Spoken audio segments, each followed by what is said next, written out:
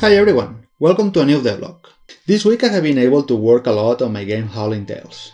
There have been many small changes that are improving the game little by little. Here I show you a review of everything that has been improved. So let's get started. One of the things I have refined is the player's head turn.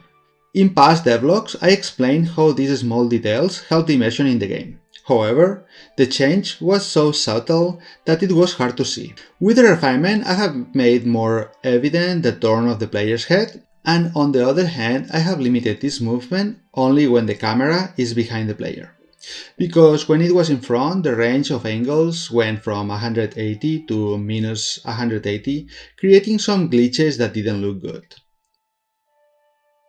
On the other hand, I retake the finishers. There is still a lot of work to do, but I modified a little the animation to avoid visual glitches that didn't look good. There will be different finishers, and the idea is to be able to execute them when we are in stealth or when the enemy is below a certain level of health. One of the things I had pending for some time was to add animations for each group of equipped weapons. They are not all there yet, but we already have different animations for a single weapon, axe with a shield, and sword with a shield. On the other hand, I simplified the information of the weapons. Until now, each weapon included the animations that it would play when we equipped it.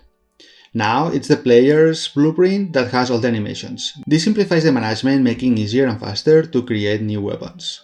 And it's easier to edit the animations having them all centralized in the same place. Another problem I had was due to the difference in the positions of the origins of the weapons, which placed the weapons incorrectly in the player's sockets. Now each weapon has a transform offset for the hand and for when the weapon is unequipped on the back. This allows me to correct the differences between the origins and place the weapon perfectly in the hand and in the back. I have started to work on the stats, both in the UI and in the calculation part.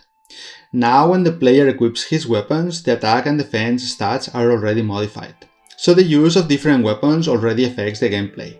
In the UI part, when we visit players' characteristics, we can see the base stats and how the equipment modifies them.